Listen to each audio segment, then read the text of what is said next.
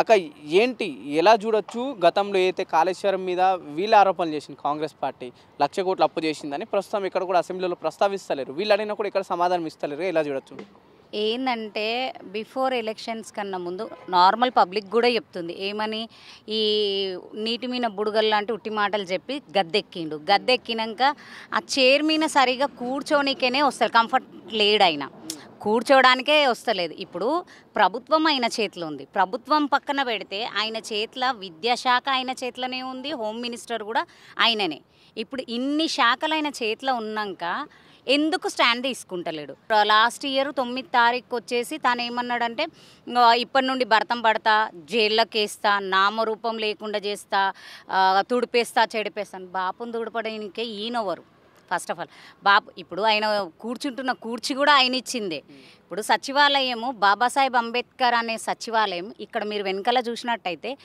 125 అడుగుల బాబాసాహెబ్ అంబేద్కర్ ప్రతి ఒక్క చిన్న పెద్ద తేడా లేకుండా ప్రతి కులస్తుడు ఎవరైనా ఉన్నారు తలెత్తుకొని చూసుకున్నంత ఎత్తుగా పెట్టి మేము తలెత్తుకునేలాగా చేసిన బాపు కేసీఆర్ గారిని నామరూపం లేకుండా చేస్తానంటే ఆయన అడుగులను కూడా ఈయన ఏం మధ్య చేయలేడు. కానీ ఇప్పుడు ప్రధానంగా కాళేశ్వరం ఇష్యూ గురించి ఏంటి కాళేశ్వరం ఏందనంటే ఇప్పుడు ప్రభుత్వం ఆయన చేతిలో ఉంది ఇప్పుడు 4 సంవత్సరాలు ఎట్లా అంటే అట్లా ఆడుకోవచ్చు కదా ఆయన ఎందుకు కాళేశ్వరం తీస్తలేరు ఓ మంత్రులంతా తెగ మీరు చూసిండ్రు వాళ్ళ పరిపాలన రాగానే అసలు దేని టాపిక్ కాదు ఇచ్చిన 6 గ్యారెంటీలే హామీలు ఏది మాట్లాడలేరు వాళ్ళు కేవలము కాళేశ్వరం కాళేశ్వరం జూమ్ చేసి మరి పర్రే అయ్యో ఇప్పుడు మనం ఇల్లు కడితే కూడా కొంచెం ఇట్లా వస్తుంది అది కూడా జూమ్ చేసి చూపించారు మళ్ళీ ఇప్పుడు ఎందుకు మాట్లాడతలేరు ఇప్పుడు ఎందుకు స్టాండ్ తీసుకుంటలేరు ఏ మంత్రే కానీ ఏ ఎమ్మెల్యేనే కానీ ఈ ముఖ్యంగా ఇక ఉన్న మన రాష్ట్రానికి పట్టిన దళిద్రము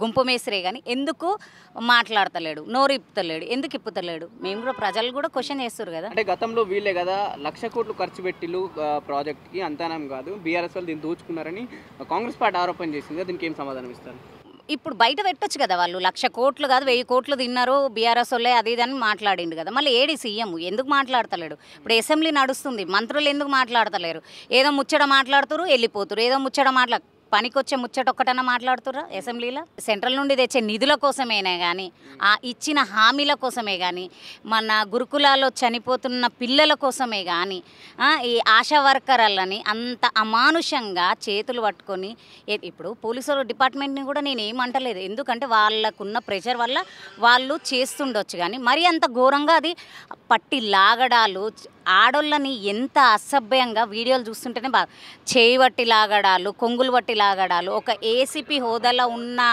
వ్యక్తులు కూడా ఇట్లా చేస్తే సామాన్య ప్రజలకు ఇంకేంది ఇప్పుడు లైవ్లో ఉండి ఇప్పుడు పిఎస్కు ఎవరైనా ఆడపిల్లలు వెళ్ళాలన్నా భయపడతారు ఇప్పుడు పబ్లిక్లోనే మీరు ఇంత అమానుష్యంగా చేస్తారు ఆశా వర్కర్లు అసలు ఇంత దరిద్రంగా మాత్రం ఏ పరిపాలనలో ఏ సీఎం చేయలేడు ఈయన చేస్తుండే కాళేశ్వరం అనేది ఒక వృధా ప్రాజెక్టు దీనివల్ల తెలంగాణ రాష్ట్రానికి ఎటువంటి లాభం లేదని చెప్పేసి కాంగ్రెస్ పార్టీ గతంలో ప్రచారం చేసింది ప్రస్తుతం ఏం చెప్పదలుచుకున్నారు ఈ పైన మళ్ళీ మీరేం చేస్తారు మీరు అధికారంలో ఉన్నారు కదా ఇప్పుడు మేము తప్పు చేసినప్పుడు మీరు తీయాలి కదా అది ఆ తప్పులు ఏందో మీరు తీయాలి కదా ఎక్కడ సందు దొరుకుతలేదు తప్పులు ఏందో వెతకాలన్నా కానీ అవి దొరుకుతలేవు అందుకనే వచ్చిన 3 నెలలు కాళేశ్వరం అని ఎందుకంటే బిగ్ ప్రాజెక్టు దానివల్ల కొంతమంది రైతులకు 1000 మంది రైతులకు మంచి జరుగుతుంది అది మంచి జరిగితే అనుకున్న చరిత్రకారుడు బాపు కేసీఆర్ చరిత్రలో నిలబడే పేరు బాపు కేసీఆర్ది ఆ పేరుని చెరగొట్టాలని ఎంత ప్రయత్నించినా ఎంత ఎత్తులు వేసినా కానీ మన రేవంత్ రెడ్డి వల్ల కాదు ఆయన మాటలు ఉట్టి మాటలే ప్రజల్లో అది బాగా నాటుకుపోయింది ఈయన ఏంది ఈయన అసలు పరిపాలన చేస్తాడా ఈయన ఉట్టి మాటలకారా అని నీళ్ళు ఎట్లా ఎంత మంచిగా పొంగుతున్నాయి ఎన్ని ఎకరాల 1000 ఎకరాలకు నీళ్లు పోతున్నాయి అది వేస్టా మంచిదా ఇప్పుడు చూసేటోళ్ళు కూడా చెప్పాలి కదా ఇప్పుడు మీకైనా తెలుసు కదా మీరు వెళ్ళి కూడా చూసిండ్రు అక్కడ ఏదో చిన్న బొక్కలు చిన్న ఇట్లా గీతలు పడ్డాయి అవి నువ్వు జూమ్ చేసి చూపించినంత మాత్రాన రైతులు బాగుపడతలేరు మీ అధికారంలో బాగుపడ్డారా రైతులు బీఆర్ఎస్ ప్రభుత్వం మీరు 70 ఏండ్లు పరిపాలన చేసినప్పుడు ఎట్లుండే తెలంగాణ 10 ఏండ్ల పరిపాలనలో ఎంతమంది ప్రతి ఒక్క దాంట్లో ప్రతి ఇండస్ట్రీయే కానీ ఏదే కానీ ప్రతి ఒక్కళ్ళు బాగుపడ్డారు. చేసేంత మాత్రం బాపు కేసీఆర్ గారు చేసిండ్రు. రైతులకే కానీ రుణమాఫీ కానీ ప్రతి ఒక్కటి చేసిండు. ఈయనలాగా ఉట్టి మాటలు చెప్పి దళిత బంధువు అవిది ఇది అని చెప్పి మాటలల్లో మబ్బ పెట్టలేడు. కానీ బాపు కేసీఆర్ 10 ఏళ్ల పరిపాలనలో మీరు ఎవరిని అడిగినా కానీ 100% తనకు ఎంత ఇంకా ఈ అధికారం ఇంకా 5 ఏళ్ళు ఉండుంటే ఇంకా డెవలప్మెంట్ అనేది అవుతుండే. కానీ కాళేశ్వరం ప్రాజెక్టు నుండి మాత్రం రైతులకు మంచి జరిగిందన్నది వాస్తవం.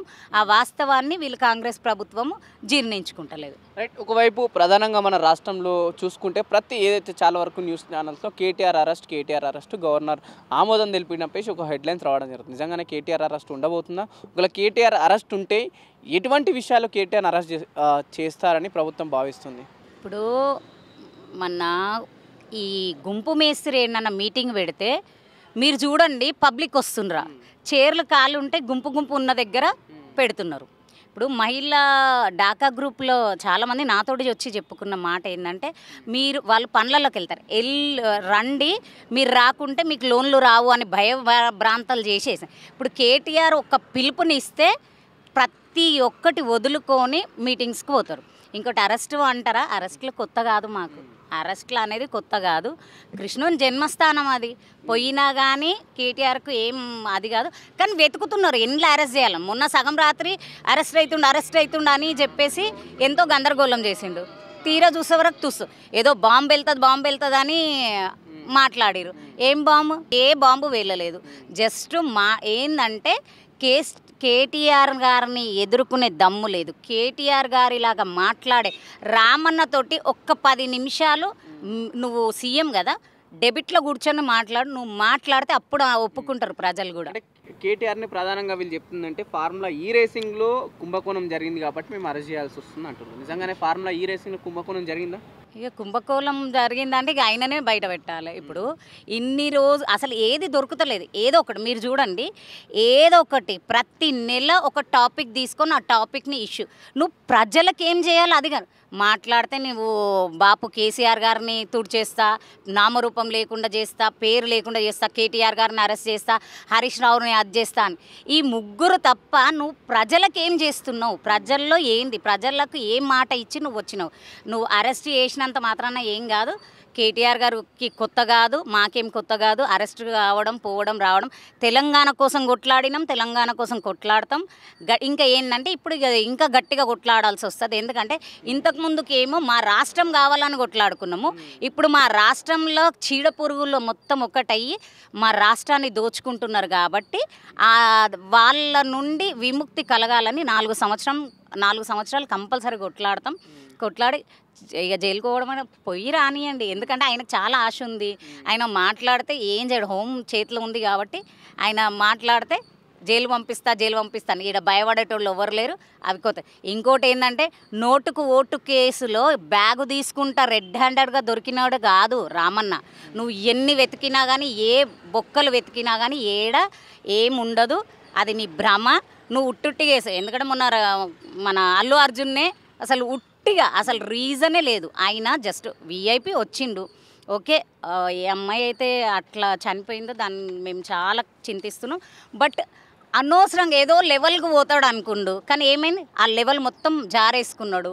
ప్రతి ఇండస్ట్రీలో దెబ్బ పడుతూనే ఉంది. ఏ ఇండస్ట్రీలో అడుగుపెట్టి నేను ఎక్కువ హీరో అయిదాం అనుకుంటున్నాను. నువ్వు హీరో కావాలంటే ఫస్ట్ పోయి తిరుపతి రెడ్డిని అన్నది ఆ అన్న ఇల్లు గులగొట్టు, ఆడ బుల్డోజర్ పెట్టు, అప్పుడు నువ్వు నిజంగా హీరోవా అని అనుకుంటాం. కానీ వేస్ట్ నువ్వు చేసేవాడు.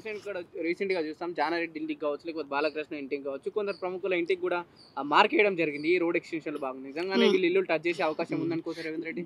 జానారెడ్డిది నెక్స్ట్ ఇట్లా మార్క్ వేయడానికి పోయిన డిపార్ట్మెంట్ వాళ్ళని జానారెడ్డి ఏ రకంగా మాట్లాడినరో అందరికీ తెలియదు. స్టేట్మెంట్ కూడా ఇచ్చిండు. ఏమని? నేను సీఎం తోటి మాట్లాడతా, నా ఇంటికి వేస్తారా అంటే ఎంత ఇప్పుడు ఆయన సీఎం ఈయన మాట వింటాడనే కదా ఒక అంటారుగా కావురం అన్న మాట మాట్లాడిండు ఆయన. ఇప్పుడు నువ్వు నిజంగా అన్నుంటే నువ్వు ఇమ్మీడియట్లీ స్టేట్మెంట్ ఇచ్చేది ఉండే. ఒక సీఎంకు ఆయన ఒక వీడియో రిలీజ్ చేసిండు, నా ఇంటికి వేసేంత దమ్ముందా అది ఇది అన్నట్టు మాట్లాడిండు.